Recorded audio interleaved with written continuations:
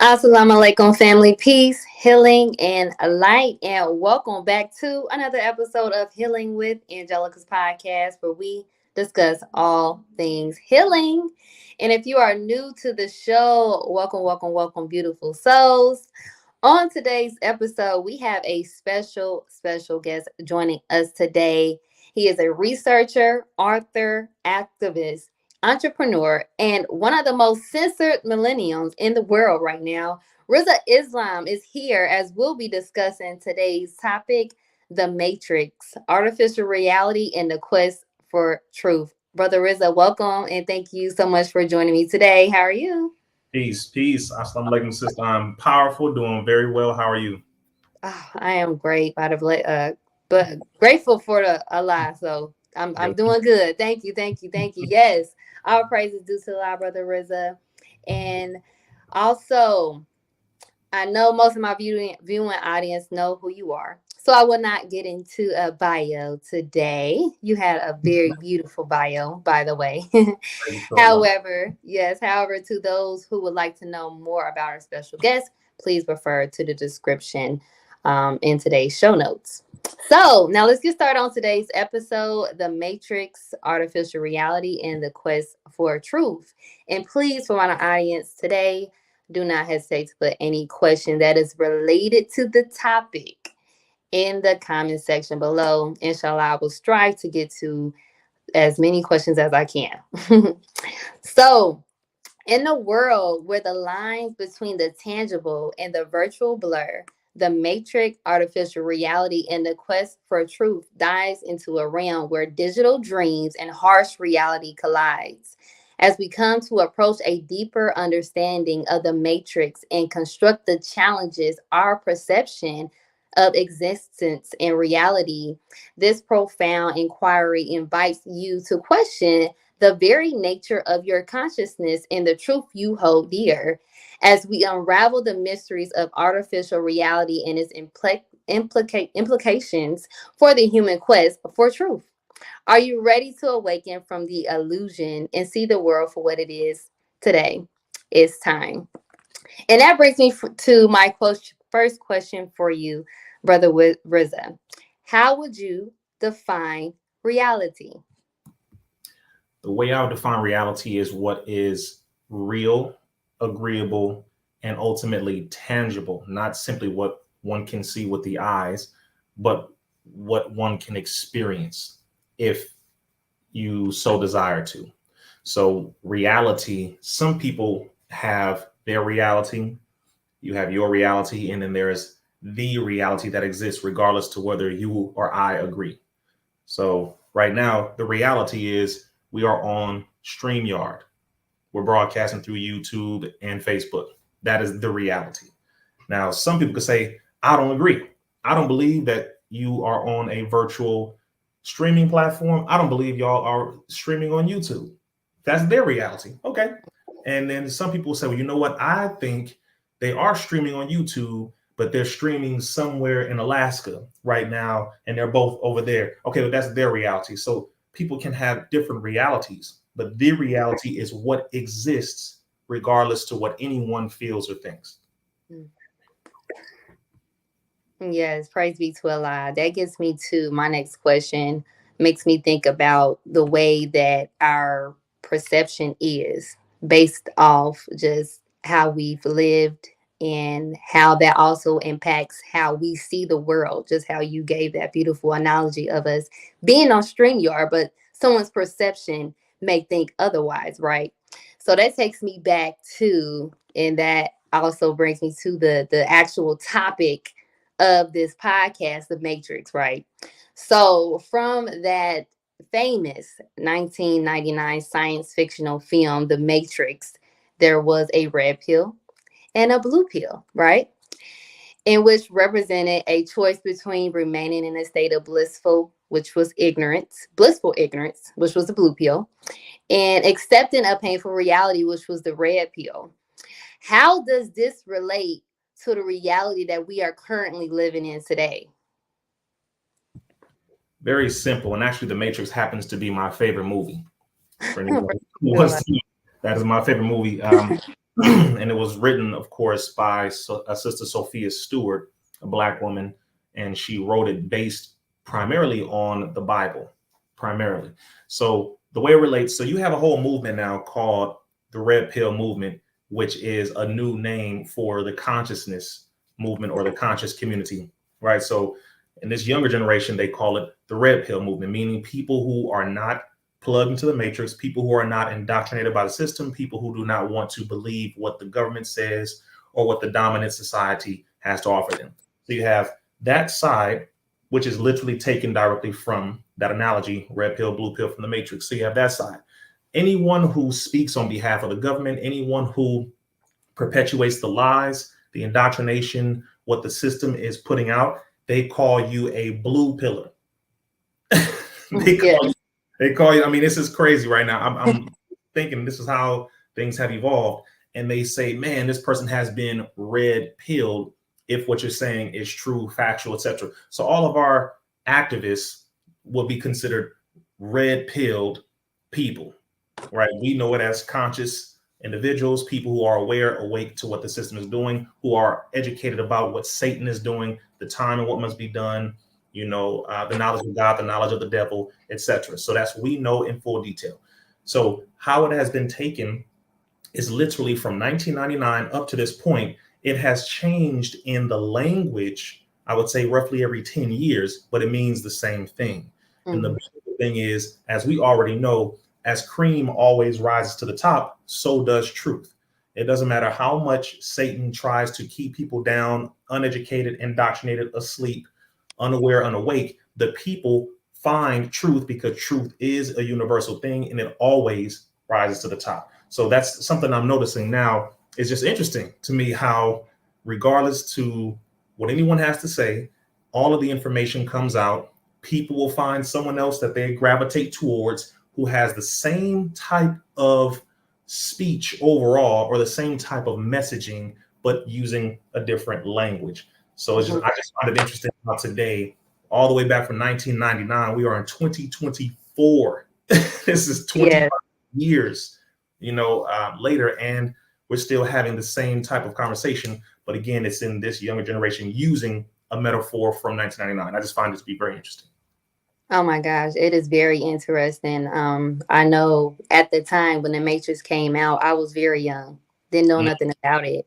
However, as I'm, in age now and seeing how, there is more, dominant of them talking about the Matrix now and how it's relating to what's going on now. And as I took a deeper look into the Matrix, I had to go back and actually watch it. And I'm like, oh my gosh, what you're seeing in that movie years ago when I was a young girl, I was like 4, is happening now. And now that, we're seeing more of an awakening, more so I want to believe with the youth when it comes to just actually understanding that, we are in this dynamic called the Matrix. So that makes me think of like, why is it so important as of right now for us, especially the youth, to stand more in their truth now more than ever? We have seen this time and time again. I'll say, like, the Honorable Ms. Farrakhan has told us multiple times that every generation, someone comes before us speaking the same truth.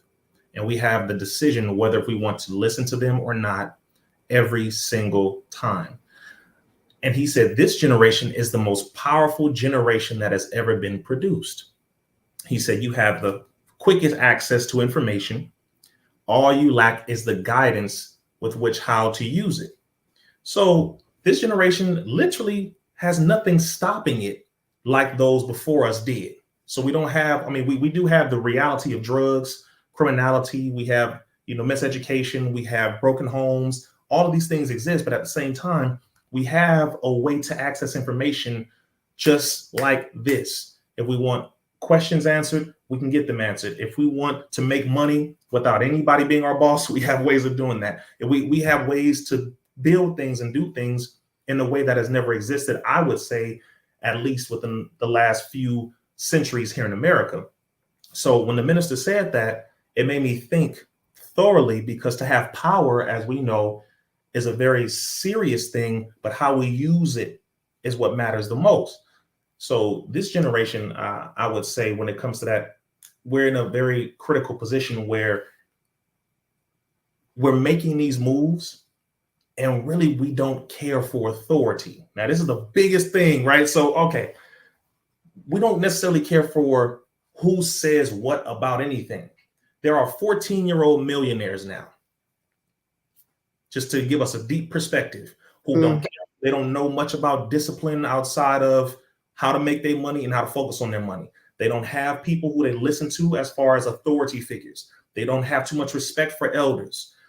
They don't care for what this system has to say. They don't care for what this government has to say. They don't see barriers. They don't see stops. They don't believe in the word can't or I can't, or who told you I can't. There is this limitless mentality, which is a beautiful thing in a sense and a detrimental thing in another sense.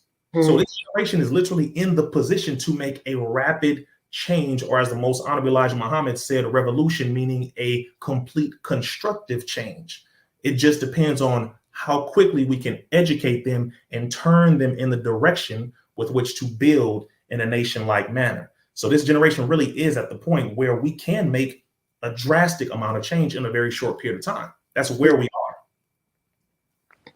Yes, I definitely believe so. That also makes me think about the big influence that not even just all of us in general are having, just from the media and propaganda, but mostly the youth, the music industry, and um, the big role that it's playing in the way that is allowing the youth to move.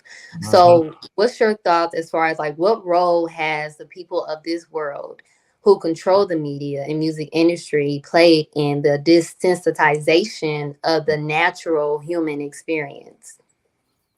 They have been very wise, as the minister has said multiple times. They have been wickedly wise in how they manipulate data, information, and the mindset of the people.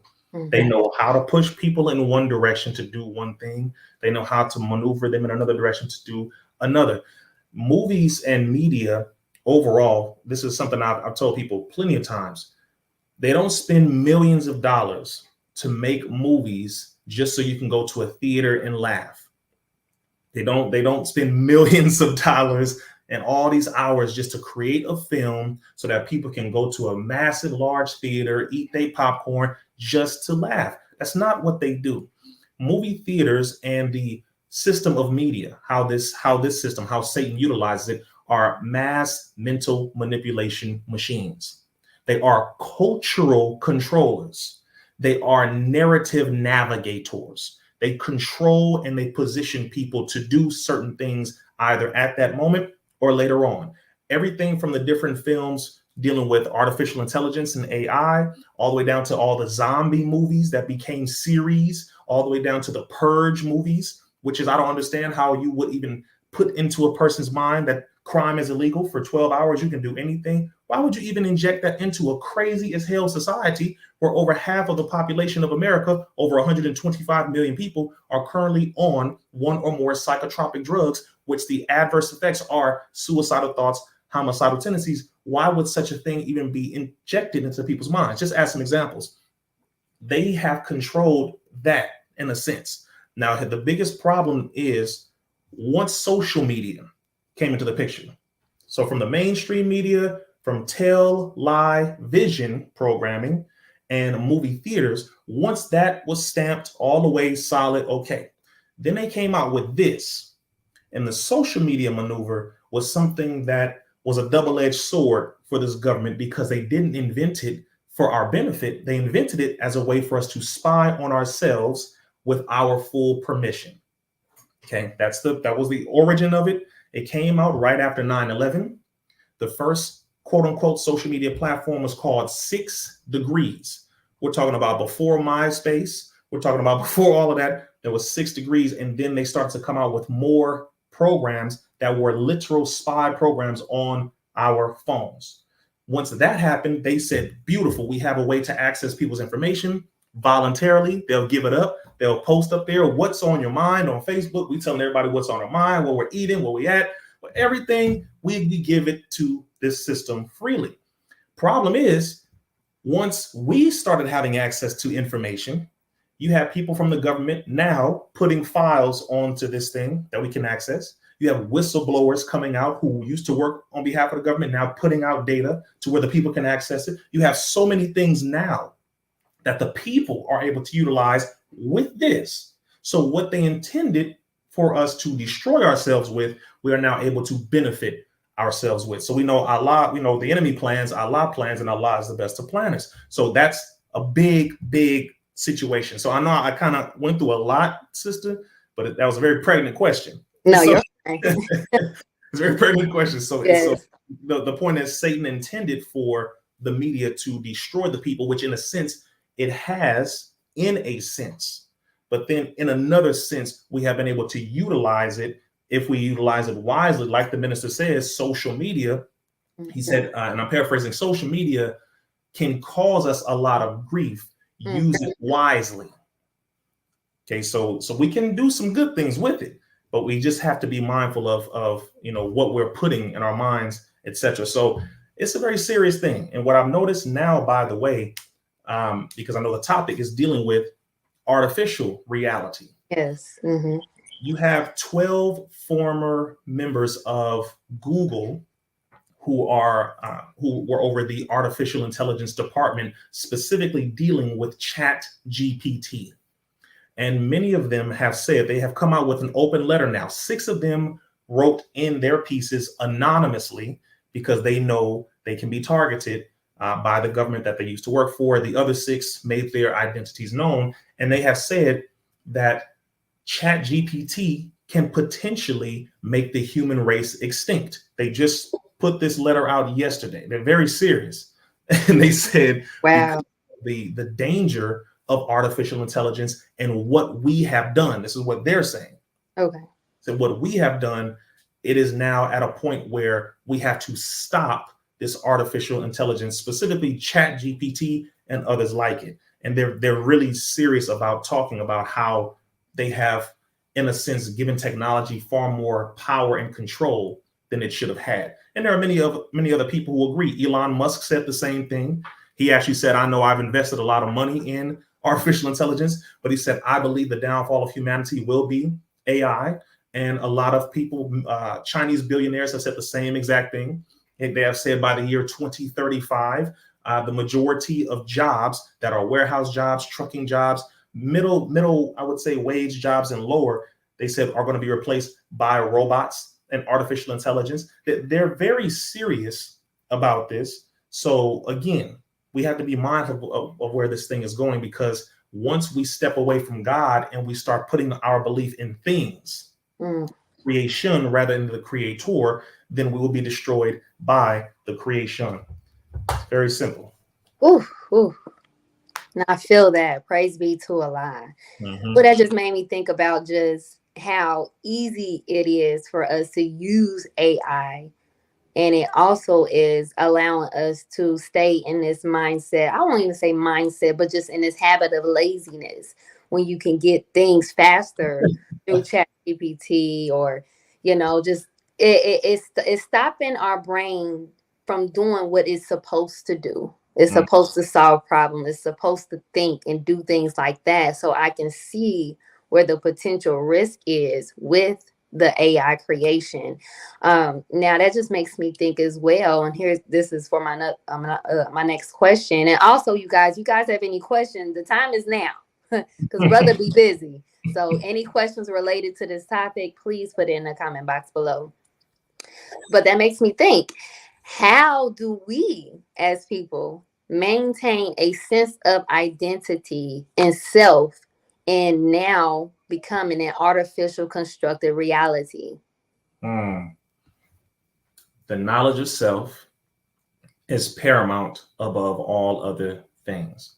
And when I say the knowledge of self, I'm referring to the knowledge of God, the knowledge of Satan, the knowledge of the time and what must be done, the knowledge of what the enemy is doing presently. Because remember, we always are looking at present time. That's when we learn about the actual facts. The word actual doesn't mean just real. Actual If you look at the full derivation of the word, it means up to the present moment. So when we say actual facts, we're talking about facts from history past all the way up to the very present right now. We must know exactly what is taking place. And Mother Tynetta had a, may Allah be pleased with our sister, Mother Tynetta had a lecture on something called the 10th system, which is referring to the brain. And she went into details as to how important it is, how it breaks down, and why that should be considered one of the vital systems of the body, separate as a study within itself. Because the enemy studied our brain physically and metaphorically and dissected every part of it and started to target every single area: our name, language, culture, religion, God, mores, customs, cultural norms, abilities, practices, etc., and started to remove every single one of them piece by piece. We have the ability to now put those back piece by piece, and we have to focus on that. Now, if we want to, as you were saying, sister, so eloquently, be lazy and ask Chat GPT to give us back our knowledge, I don't think that would work too well. So we have to get away from this as often as we can and start to get back to this, start to get back to all of what we're being taught. And I'm talking about, see, now you see, I'm in my library, I'm in my area where my books are. Okay, so we start with a few basics. Okay, and then we go into all of the others so that we can get a thorough knowledge of self, first off, second off, etc. And then from there, we begin to study all other things. A lot of us are lazy learners, sis. A lot of us are lazy learners. I'm going to open up this side of things too. There's a very quiet situation taking place that a lot of people, and I say quiet because not enough people are talking about it. My foundational training is in education and in particularly literacy. There was a large number of us who are illiterate. A large number of active grown adults who cannot read or write to the degree that we would like to. And we operate in the world every day like everything is fine. You know, we can regurgitate things quick. We hear something, we can parrot real fast, but we may not understand it. We don't know how to read a book, define the word because we can't read the dictionary. This is a very real situation that is taking place, which is another, I would say, chunk of why people don't want to learn. Yeah. Because they have trauma connected to learning. And that's another serious thing. So we have to get back to literacy, the proper ways of knowing how to read, how to write, how to understand definitions. This is a big reason why we don't have the thorough knowledge of self. It's not just, oh, I'm lazy, or because we have a collective traumatic experience when it came to reading and writing. At a certain point, we were killed for reading. And that is still something genetically on our genes when it comes to thinking about learning. Some of us have this standoff. I don't want to read, even when we can. We just have this standoff because we have trauma connected to it, and we don't even know why. Some of us still suffer from the epigenetic traces of what happened to our ancestors who were trying to read and who were beaten or killed for having done so and made an example of in front of everybody. Don't you N-words read no damn books. And that's a serious thing too. Right. And scientists have, and geneticists and molecular biologists, they have studied that a lasting trace on a cell, meaning we can experience or feel the pain or trauma from our ancestors all the way back to over a century. We can feel that. So there are layers as to why I'm bringing these things up. But in order for us to really face this situation, we're going to have to study. We're going to have to, I'm talking about not just audio books, y'all. Come on, y'all know what I'm talking about. All right, because that's convenient. I get it. It's convenient. I'm with you. But if we don't get back to studying the physical, tangible books, having discussions that spark thought, where we can start tapping into both sides of our brain, we won't get too far. We really won't get too far. And by the way, reading physical pages works both sides of the brain. That's another thing. reading on technology doesn't necessarily do that, because it takes the physical to do it like this here. So it helps to exercise the brain even more. But I know, again, that was a loaded question, sis. Oh, listen, nothing's wrong with that. I am grateful. Praise be to Allah. It made me go back to think about, and I can be honest, like, I was only taught in school, in the education of this world, about the Holocaust. And, we had a month of Black History Month. It wasn't until I joined the nation that I ever knew about the transatlantic slave trade. And with me understanding what actually happened with our people, made me be more sensitive and aware as to why our people are the way they are today. So that makes me go back and think, why is it so important now? Because I don't know what's going on as far as in this world school system or as of now, but I believe that if I only got little bits of it, and this was going on 10 years ago, I can only imagine the children in the school system now not even knowing anything about their history as far as Black people. So why is it so important, or what is your thoughts on our children being properly educated as far as about our history? The Most Honorable Elijah Muhammad referred to the schooling system as the killing fields for a reason, where he was referring to the educational assassination of our children and the educational murdering of our knowledge. So when we were talking about, we're talking about education, that's why he created Muhammad University and Sister Clara Muhammad, and the women who are heavily a part of maintaining that, and why it still exists today. And really, in large part, people should be grateful to the Most Honorable Elijah Muhammad, because without the Nation of Islam and the Most Honorable Elijah Muhammad, really independent schooling in America wouldn't exist to a degree. That's another sidebar note on that.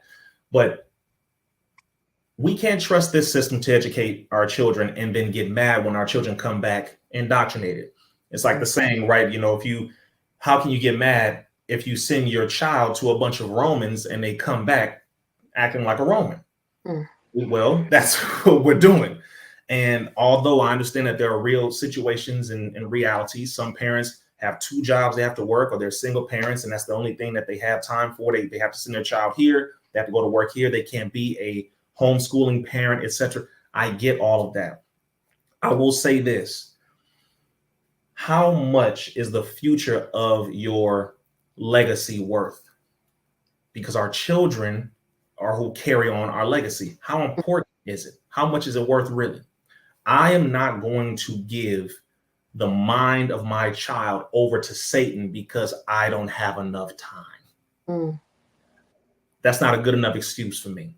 Whatever I need to do to make sure that the mind of my child, which is the mind of our future, which is the mind of our nation, is secured, I'm going to have to do that. We're going to have to really step back for a second and reorganize how we think and start to look at what is really important. Once we're done with our time, it goes to them. Okay, so do we want the future to be better than what the past was? If we do, then we must invest the right time in those things that will create a better future. So for that, I will say we have to create more independent schools and support the ones that already exist. We have to support Muhammad University of Islam in every location, because there are multiple. Support the Marcus Garvey schools because they exist. Support the Moorish independent schools because they exist. Support the Hebrew Israelite independent schools because they exist. We have a lot of independent schools that exist that teach very well in mathematics and history and science and writing and all of these beautiful things, and engineering and music and all of this. There are some beautiful independent schools that are producing collegiate level students by the 10th grade. So we have them. We just need to support them more. I'm not interested in, yelling up and down, oh, go to this school because it's a prestigious. No. Our schools are prestigious. That's make that the norm. No. What our schools have is top tier, on point, the highest level. Yeah, yes. Let's make that the norm in our conversation, and let's support them, not just with our words and our prayers and our fists and all that. Support them financially, because the schools have to pay teachers. The teachers have to be able to work so that they can pay their bills. The students have to come to a school that have the lights on, that have food, that have good books, and not leaky roofs. And, that's a deep conversation, sister. It's very deep, because we don't support enough of what we have and then complain about it when we no longer have it. And that's not something I'm interested in anymore. So we have to really get behind it, not just with our words. At this point, we have certain things. We have to support what we have if we want our future to be better, because we know what this system produces: dumb, deaf, and blind. That's what it produces overall. We have some schools that, innately, naturally, we're God's people. So we have this natural inclination to scientific thinking, or to analytical thinking, logical thinking. We are able to break things down naturally. Before we get tainted by this world, our minds are thinking rightly. Like the Most Honorable Elijah Muhammad says, and like the Honorable Farrakhan says, it's not until we get into these killing fields or into this indoctrination center where they start turning it off, and then we start thinking crazy, like we start utilizing terms like gender fluidity now. Where the hell did that come from? And that's being pushed in these schools, where you're telling children they can be whatever they feel. That's Satan all day. Where did that come from? See, but that's the new way that they're pushing. So in the next 10 years, we're going to have less doctors, less engineers, less lawyers. We're going to have less nation builders. We're going to have more gender studies professors. I'm just let y'all know right now where this is going. More gender studies professors, more emotional engineers. I'm so serious. Emotion. Their specialty is in engineering and helping to cultivate emotion, and they will be able to have a PhD in that. I have heard some of the craziest PhD degree holders, master's degree programs that are based on nothing that builds society. In the future, we're looking at less productive human beings and more people based on feelings, based on satanic principles, based on the rule of Satan, no rule of God, no actual logic, nothing that's going to be productive or that's going to be beneficial for the overall progress of humanity. That's where it's going. So if that's what we like, then good. Keep not having no damn time to teach your own children. But if you care about it, then make the time to properly educate them. Or if you don't have the time, get with the people that do and pay them. I'm talking about people who have the same mindset. They're going to educate properly. Pay them a tutor. Get a tutor. Have the independent schools or families who are homeschooling their children. See if they can bring your child along and have them include them in their private class and pay them for that. Seriously, it can be done. It has to be done. I don't have no children yet, but I'm planning. And inshallah, when I have my child, I know, I'm telling you on that, they're not going nowhere near a public school unless it's for somebody else's graduation. Other than that, no, ma'am. No, ma'am. Yes. Oh my gosh. Praise be to Allah. I'm so glad you touched on that topic and please excuse me, I got a little, but I understand. Thank you so much for touching on that topic. And it was one word that you brought up. You said production. And it makes me think about how, honestly, that's life is activities. So when we are less in the spirit or momentum of activity and not producing, that's when we continue that's when we come into self and I want to say turn to death, because we're not producing anymore. There's no life activity anymore. So I'm so glad you touched on that topic. Praise be to Allah. And for you, all of you, I'm sorry, that are enjoying today's episode just as well as I am, Please show your support today by texting the word donate to 937-313-2466 today to help sustain future episodes just like this. Also, if you're enjoying all other broadcasts here on CTG Broadcast, please show your support as well by donating today. Information to donate will be shown on your screen below. I love you all. Now let's get back to today's episode, The Matrix, Artificial Reality, and the Quest for Truth with our brother Rizza Islam. I see that we had one question here. Y'all come on with the questions now. We have a question here from our brother Mark Muhammad Jr. He asks, has there been any information to treat or healing of autism? Oh, very good question. Is that my brother Mark? There's my brother Mark. Man, peace to my brother. Islam alaikum, soldier. Yes, so dealing with autism, there have been a number of not only treatments and different methods. First thing is the detoxing from heavy metals was the key factor they realized overall to start with, is detoxing from heavy metals, and there are a number of methods. They refer to something called chelators that help to not only remove the metals, but bring balance back to the brain. Because remember, autism, which is on a spectrum, meaning there are different levels to it, different layers to it. Some are more severe, meaning they have worse autism, meaning they're nonverbal, they can't talk. They are severely negative or violent toward themselves, where they hit themselves or they scream in high pitches. So that's more on the severe side of things. Then you have some who are on the lower level of the spectrum, meaning they're verbal, they can talk, they can understand you, and they speak. It's just every now and then it may take them a little longer to process things. Okay, so that means they have a lower level of autism. So it's a spectrum, meaning it goes in levels. But the first thing that they looked at is autism being a heavy toxic circumstance of the brain. So there's heavy metals coming primarily from the shots. People can still try to argue this. It's over. The fact is the shots are connected to it. End it. Leave it alone. Okay, that's just is what it is. Let's stop playing these games. That's first thing. Number two, anything that helps to detox heavy metals are the first things you want to look at. Activated charcoal is one. The problem with that, however, is too much of that helps to remove good minerals as well. So you can do that in moderation. Activated charcoal. I believe the different, I think it's zeolite clay, I believe is another one, which does the same thing. So it helps to remove heavy metals, but it also helps to remove good minerals as well. So you want to, not do too much of that. But I will mention bladderwrack does help to remove heavy metals without removing good minerals. So bladderwrack, which is a seaweed, has far better benefits as well. So that's three different things when it comes to the removing of heavy metals. That's the first thing.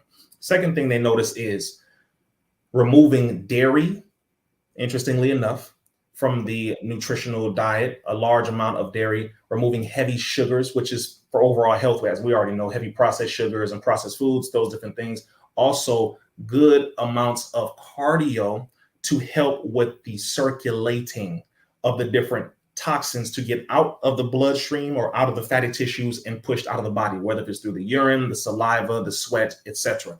Those are all different methods. And then, of course, there's a whole lot of other ones, but I'll also mention here, when I was working with children who are on the spectrum, one of the biggest things I noticed was the earlier you catch it, and this is very serious, the earlier you catch it and you start to reverse things because of certain behaviors, treatments, and different naturopathic remedies, the better. The earlier you catch it, the better. And this is why they want to push and have always pushed for children on the child vaccination schedule to receive all of these shots so early. Why they do that? It heavily toxifies the body and it causes the nervous system to go out of whack like this. Hence why the children can't control themselves physically, because it is literally causing the nervous system to go haywire. So the first thing I will say above anything else, the number one prevention is to not give your child the shots in the first place.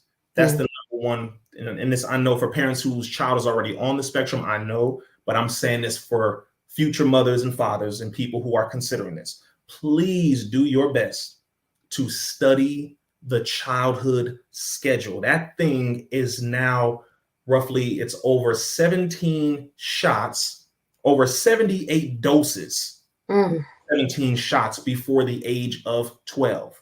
But be mindful here. It is very sick.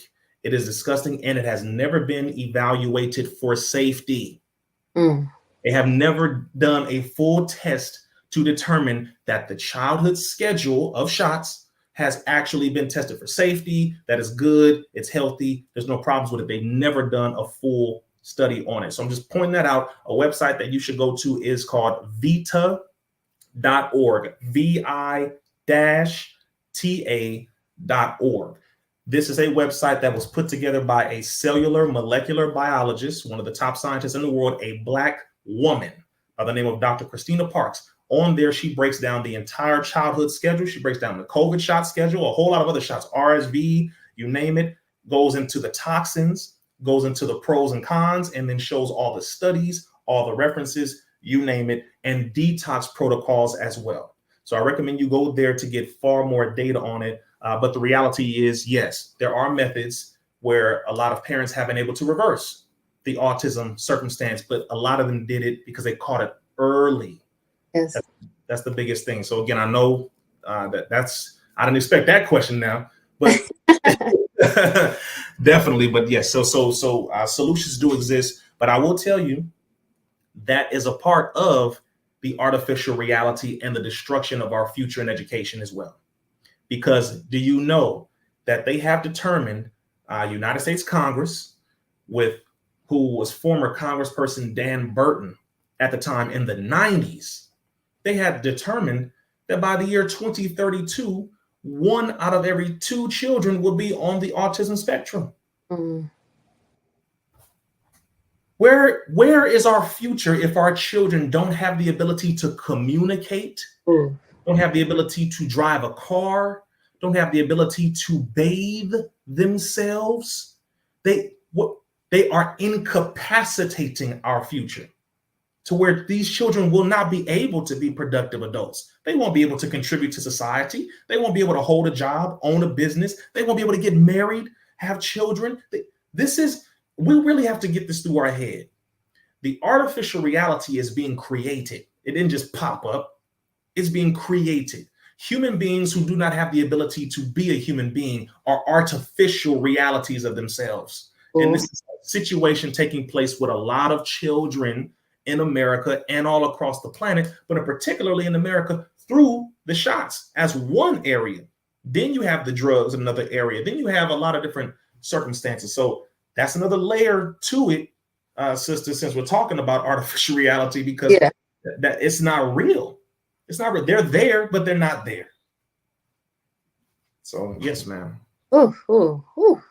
We needed to hear that. Sometimes the truth hurts, so, but this is what we need. Praise be to Allah. It makes me go into my next question. Now,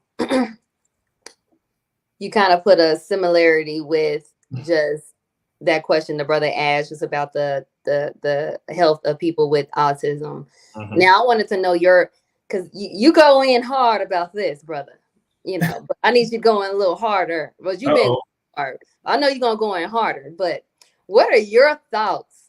Because, man, I think this is one thing that we all have to take control of, and it's our health. Yes, ma'am. What are your thoughts on the impact that the medical system has had on the health epidemic that we are now facing? Yeah, you know what you're doing with this question. It's a good question. Okay. First thing I'll say is this. The most honorable Elijah Muhammad said that we must remove our mouths from the devil's kitchen. All right, that's one. The Honorable Minister Louis Farrakhan said that our lack of discipline will be our downfall. And if we refuse to increase our discipline where our health is concerned, we will die fast. Minister said this plenty of different ways, plenty of different lectures, plenty of times.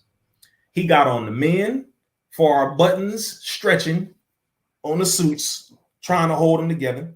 He got on the sisters for the same situation. He got on the people all throughout the community and the world, saying that how the hell can we stand up and fight against a system if we have high blood pressure? Now, this is where we're going to get humble now. Let's humble ourselves, because a lot of us talk tough. This is something I've told a lot of my brothers and sisters who are all over social media who are not living in reality. I'm like, wait. Y'all talking real tough now. Okay. And I'm talking about just in the world, period. Just people in general. If you can't fight, why are you talking so tough? Like, let's make this clear. If you can't fight, if you can't run a mile, if you can't do a pull-up, if you can't do a push-up, why the hell are you talking? This is where we got to get now. And I'm saying this as a reminder. This is why we have to be examples and be the clean glass. Like the Most Honorable Elijah Muhammad said, we don't even need to condemn the dirty glass. We don't have to attack our people. We simply have to be the example. And that is what I know I strive to do. Many of us strive to do, and we have to continue to do that. Why? Because we're dealing with a system that is actively pushing to exterminate us. It has not changed. We're on social media. We're currently streaming through YouTube and Facebook. And everybody's like, oh, yay, sounds nice. No, take this very serious, please. Yes. You are not exercising. Stop talking. If you are not training, stop talking. Faith without works is dead. Your 5 prayers a day means nothing because a devil can pray too. Of course, what the Honorable Minister Louis Farrakhan has said. If we are not matching our actions with our intentions, the Honorable Minister Louis Farrakhan in The Shock of the Hour said to be sincere wrong is to be dead right. And you get no high marks for being sincere. You get high marks for being right. So we have to get involved in activities and actions that match what it is that we're saying. So when we look at these 2 books that I'm mentioning right now, How to Eat to Live, because some of us done forgot where a lot of the new people and nutritionists and doctors are quoting where they got it from. Do you know that the whole fitness world are now talking about something called intermittent fasting? Where did they get this from? Where did they get this from? You have bodybuilders, fitness instructors, and enthusiasts, and all these folks talking about fasting as being one of the key components in fat loss and living a healthier life, giving themselves longer years, all of these beautiful things as a part of weight training and HIIT or high intensity interval training and all of that. But wait, hold on. This man was telling us about fasting a long time ago. And the Bible didn't go into detail of, but he brought it into modern language to explain, here's certain vegetables, certain fruits. Here's how you do it. Eat as much fruit as you like. Don't eat this. Drink more water. You know, fasting every 24 hours does one thing. Fasting every 48 hours does something else. Hell, if you want to live a longer life, as long as possible, fasting every 3 days. I mean, you know, now hold on, y'all. Don't start taking that literal and just doing it. Read the books and get the proper prescription when you do this.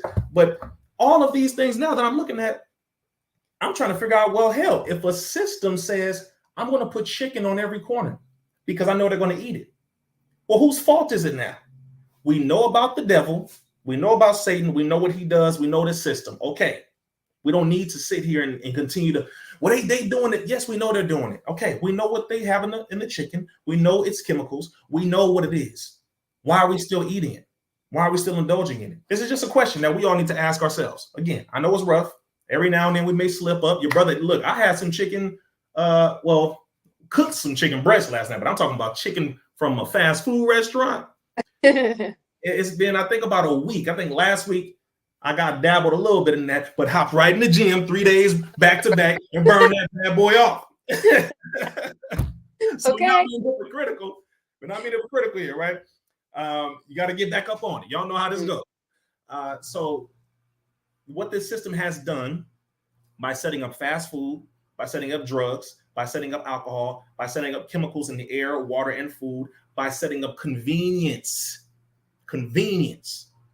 is now going to be the big issue, and it already is a big issue. And now, because they know that this is starting to not work as great because people are becoming more aware of their health and more aware of food and more aware of what to eat and what times to eat and where to buy certain groceries, etc.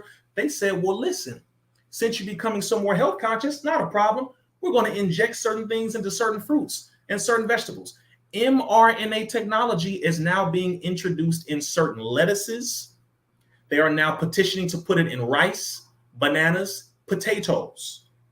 They have actually pushed to petition this for, I think, roughly 11 years now. 2013 is when they first petitioned to put mRNA technology, the messenger ribonucleic acid that are in the shots, that mRNA, they are now introducing it through certain foods. Thanks to the University of Riverside out here in California, they were studying lettuce and a few other food items and splicing the genes with food, because they said, look, you're going to get these shots whether if you like it or not. Ooh-wee. So what are we going back to? What did the most honorable Elijah Muhammad say, and what did the honorable Minister Farrakhan say? We must learn to feed ourselves. That's why Muhammad Farms exists. I'm going to bring it back home every time. I'm going to bring it back home. You act like you don't know. How many of us support the Staples program? How many of us put the money up to buy the vegetables, to buy the watermelon, to buy the navy beans, how many of us put the money up? Let's come on. Don't complain about not having it if you don't support what we already have. And that's my biggest thing. I travel all over the world and I see what this enemy is doing. We have to grow our own food. There is no way around this. This is a bastard devil that will never change. Can we reform the devil? No. Exactly. No. And I'm talking about this system. Let's be very clear. This system is the same. Is everyone working in the U.S. government evil and wicked? No, I don't believe every single human being. No. But the system itself is a pure satanic system, and we cannot change it. So I know I can go into a whole lot of things about what they're doing, because I thoroughly can do that. But the overall idea is what they're doing to the food supply is not new. Mm-hmm. It's not old, and it ain't stopping. Next layer of things is something called let them eat bugs. Let me mention this to y'all. There is a company called All Things Bugs. Put it in the chat. All Things. Text it to your family. There's a company called All Things Bugs, where they have cricket powder, where they have different insect ravioli and spaghetti. I'm so serious. Where they have these insect muffins. I'm very serious, y'all. It's called All Things Bugs. The moment you look up this company and you realize that they have a contract with DARPA, which is the Defense Advanced Research Project Agency. It's the arm of the government that comes out with robotic snakes, robotic mosquitoes, robotic lizards, robotic animals, dogs, etc. That's DARPA. They gave a contract to a scientist who put in a petition and put in, an application for a grant with the Bill and Melinda Gates Foundation, and they gave him the grant. So now this man has a company producing food from insects, and they are calling it the greatest meal replacement plan to ever exist. They're saying it is the number one source of free protein, the number one source of free nutrition. It's crawling up under your house and it's free. This is what Satan makes evil fair seeming. Yes. Whew. And you think this is just going to stop? It ain't stopping. It's not stopping. So can we please stop acting like this man is some crazy person who, he got it right half the time. No, he got it right all the time. Indeed. Please. So get back to the idea of now vertical farming as a solution, because some people are like, well, I don't have land, brother. I don't have a house. I have an apartment. Okay, not a problem. Vertical farming. Please put this in the chat. Please support our sister and this channel. Put vertical farming, where you can grow from the ceiling or you can grow from the ground in these pots that grow food, fruits and vegetables up, right? So you don't need much of any area at all to do this. Vertical farming, something that we all should get into, because the Most Honorable Elijah Muhammad continued to tell us, and the minister continues to tell us, that land is all we need. And for those of us who may not have it, then you can grow in your home. You can grow in your apartment. So the solutions do exist. All right. Solutions do exist. Just want to make sure we got that. But yeah, I'm not even going to go. I'm not going to belabor the point too much. I think y'all get it at this point. The proper food, exercise, proper water, proper rest, pulling away from the enemy's kitchen, as hard as it may be. That includes, I'm going to hit some of y'all in the stomach with this, Starbucks. Oof. All right. That includes Starbucks with the heavily GMO coffee. Yeah. Now the Most Honorable Elijah Muhammad and the Honorable Mrs. Farrakhan heavily speak on the benefits of coffee, because coffee is a very decent thing to drink if that's what you choose to drink. Absolutely. Not that GMO coffee with them GMO coffee beans. Only thing I will tell you. So I would recommend, again, it may take some time. Some of y'all like, God, come on, bro. I know. I know. Hit on. Hey, sorry. It may take some time to wean off, because that's how they made it. Not just caffeine, but specifically Starbucks. You might want to look up the reports on Starbucks having how high the GMOs are in the Starbucks coffee beans. You might want to check that out. But there are plenty of Black-owned coffee shops. There are plenty of organic coffee companies, if that's what you choose to drink. Plenty of them, right? So there are solutions. There's solutions to that.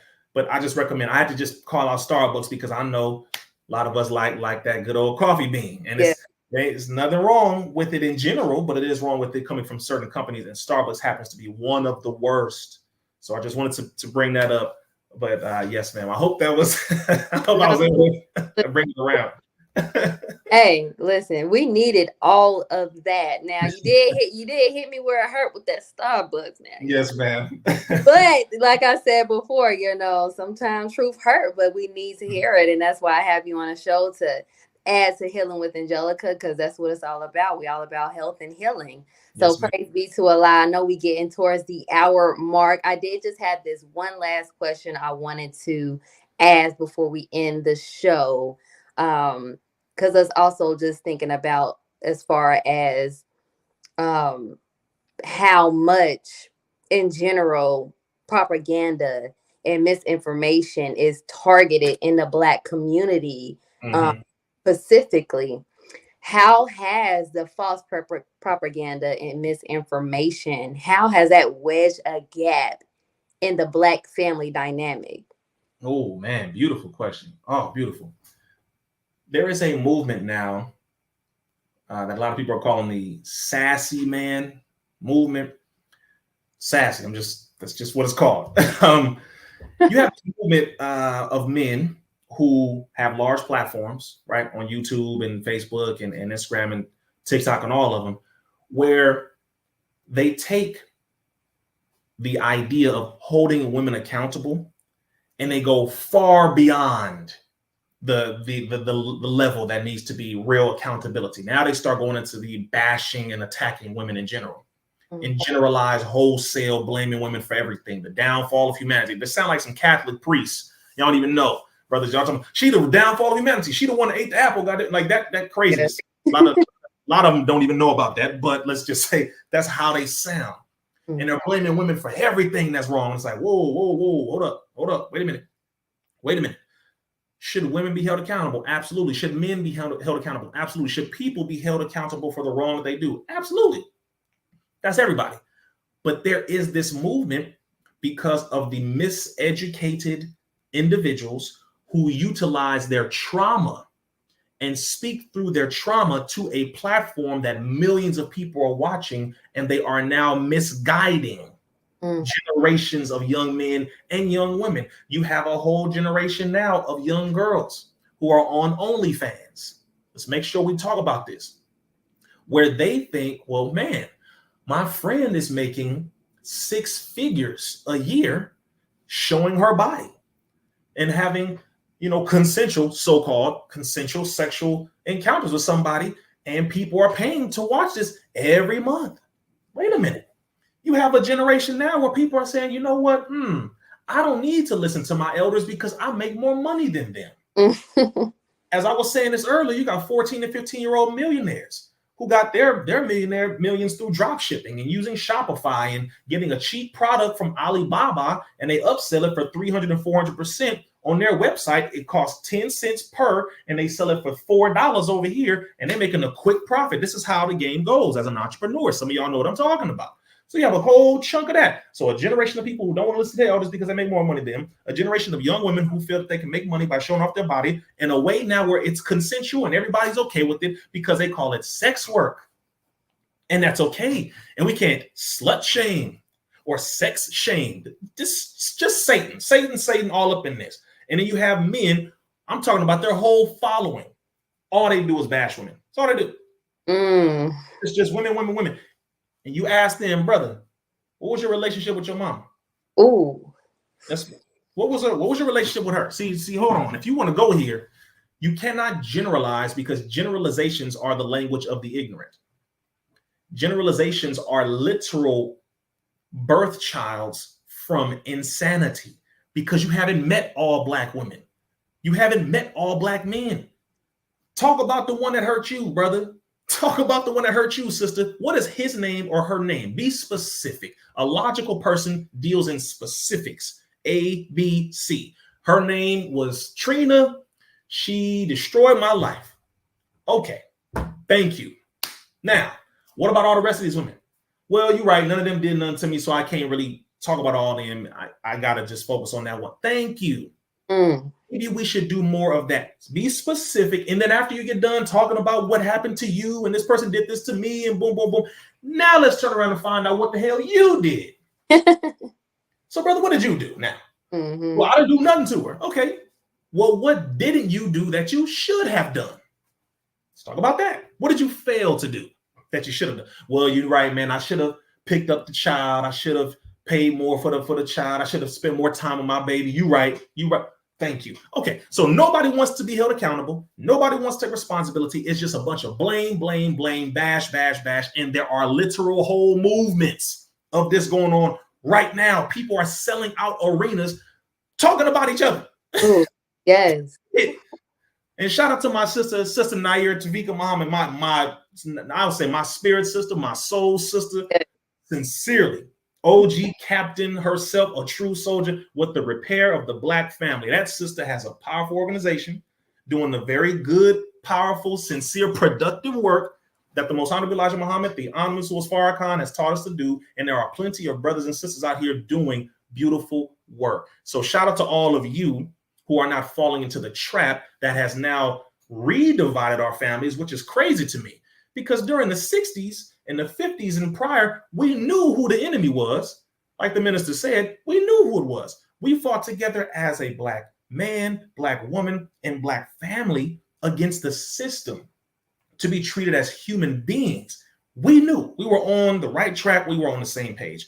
Now it's, oh, I don't mess with y'all niggas. I don't mess with these females, these B words. Y'all know how y'all are. You know, what would you rate her on a scale of 1 to 10? Just sounding stupid. What are y'all talking about? You have whole YouTube channels and pages of this right here. So, yeah, so on a scale of 1 to 10, what would you rate her? Ooh, nonsense. 4? Yeah, 5, maybe 4.5. Yeah. So would you just I'm like, what is going on here? This is crazy. And we're wondering why we are so divided. And we don't have to even point at the system anymore because it has now, as Willie Lynch said, it has become self-perpetuating. Ooh. Now everybody is just talking about everybody and destroying family. Nobody wants to take responsibility. Everybody is on child support. Everybody either wants children or don't want children, or they use children for a check and they're open about it. The women using the child for a check. The men using the woman to get a check over. It is freaking crazy. So the only thing that we can do is, our sister was saying, is set a good example. We have to be the walking embodiment of what we're talking about. Sometimes we got to talk tough to some of these folks and tell them straight to their face, brother, you sound stupid. You don't have to just, I'm telling you, this is why I get invited to a lot of platforms. Yes. I turn down about 90% of invitations. And I'm talking about big platforms, 1 million plus subscribers. That don't mean nothing to me. If you got 1 million plus subscribers and all you do is bash each other and talk about each other and all, oh, I'm exposing this, we exposing.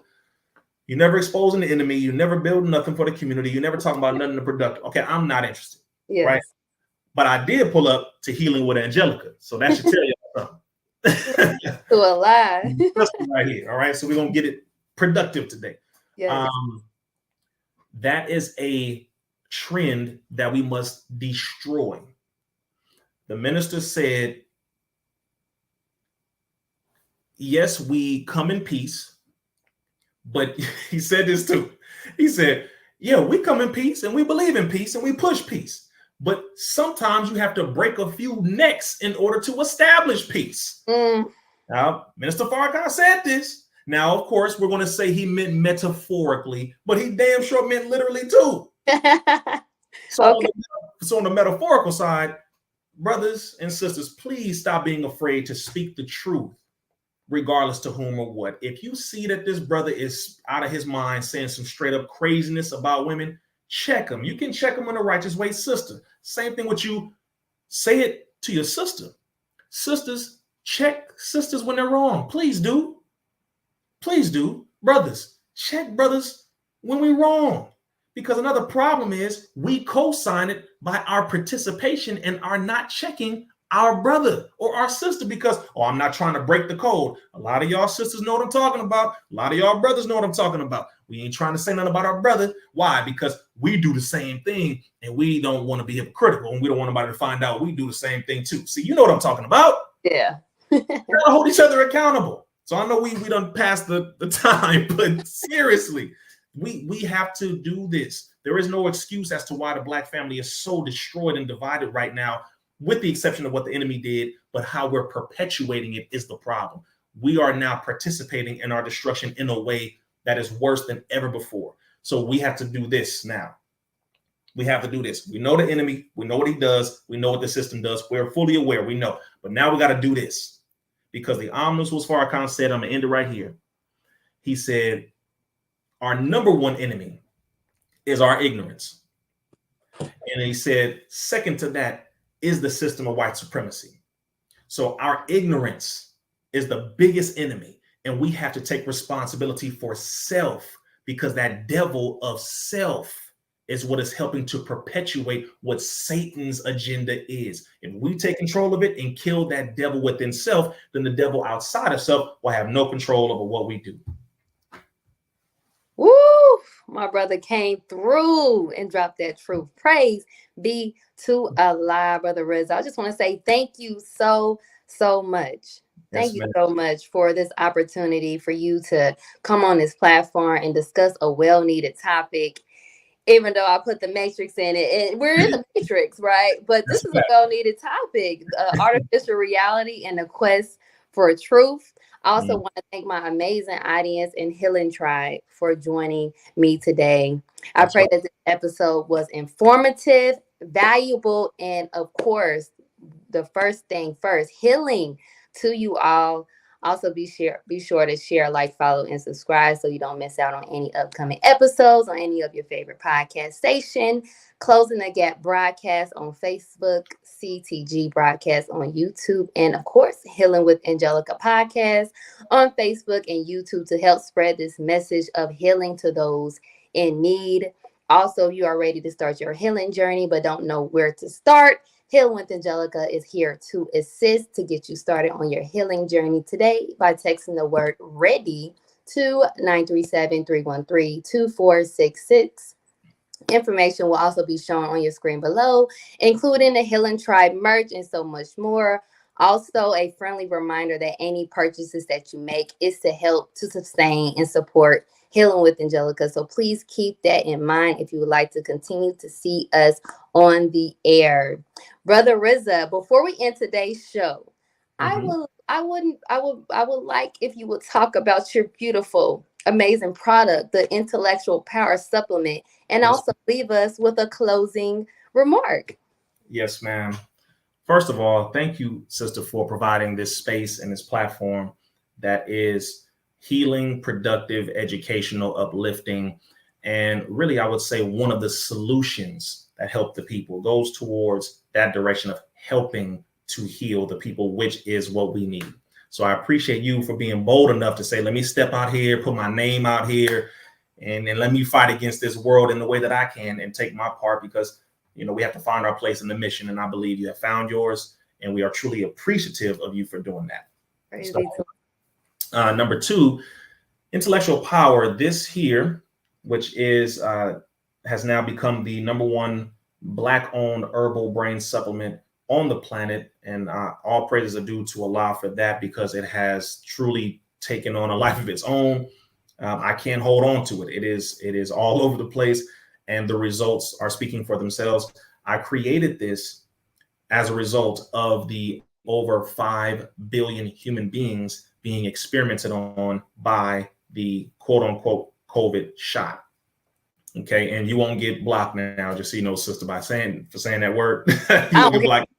Listen, I ain't worried, Yes, ma'am.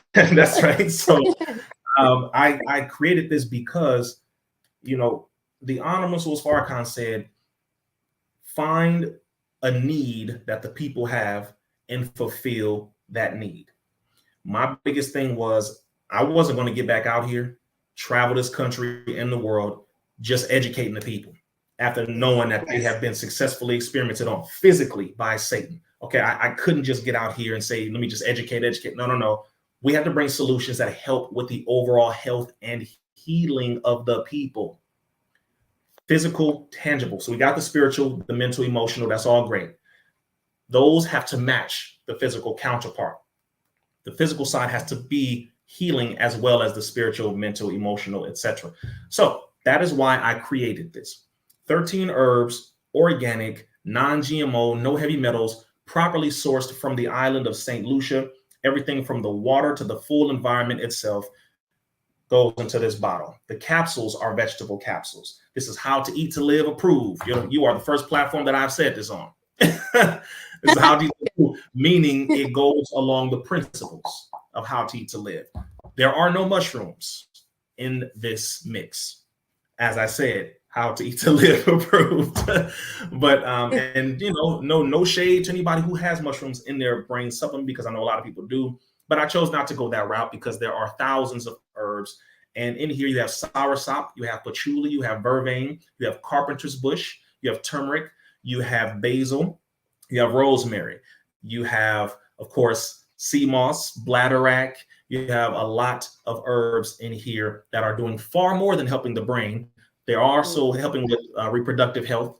They're also helping with detoxification. They're also helping with immunity, a lot of things. So I would say go to intellectualpower.net and go read the reviews. Just go see what people are saying. You see what they're saying. And if you feel that it can help you, place your order, go ahead and grab a bottle. If not, that is perfectly fine. Somebody else will get it. Trust me, it's happening now. But I wanted to make sure we had a solution, or at least that I could present when I go out and speak, a tangible physical solution to help the people, so that they can't say he didn't offer us no solutions. No, we're bringing more education. All right. So you can't say that, well, Brother Rizza is only talking. No. I'm providing something else that helps with physical health, because we already know if we don't have a clean body, as the Honorable Farrakhan said when he was quoting the Bible, how can you put wine in an old wine skin? You have to have a new body to have this new mind in and become the new man and put on the new man. So I pray that this helps a lot more people. Intellectualpower.net. Sister, we will make sure you have your bottle. I'm going to have my team send you out one. Okay. Oh, yeah. Praise be to Allah. I was going to give. Oh, yeah. There you go. Yeah. Oh, yeah. Of course. If you're doing it, like, for example, if you're drinking coffee for energy, one of the biggest things you will hear people say is the energy. So I want to mention that too. So some people are now no longer drinking coffee. Again, if you drink coffee, that's fine. But I'm just mentioning there are other ways to get natural energy. And this has been one of the most successful that people are saying. I know for me, absolutely. My sleep is amazing. I remember in my dreams. Energy is good. Absolutely. So intellectualpower.net. Please make sure you go check it out. Yes. Praise be to Allah. I'm so glad you got into details about that, because I wanted to know more. I know you get busy and stuff. that. So I'm glad to know that, because that's one thing I'm trying to get back is that energy. So we always Yes. need to continue to sustain and do what needs to be done. So praise be to Allah. I just want to thank you again so much for joining us today. My brother did leave us his information, RizzaIslam.com, intellectualpower.net. So if you guys are interested, come on now. We got to get our health together. It's time for healing. That's mind, body, and spirit. So praise be to Allah. Again, I thank you and I pray you guys enjoyed this episode. And we leave you all as we came. Assalamu alaikum. Peace, healing, and light. Peace. Peace.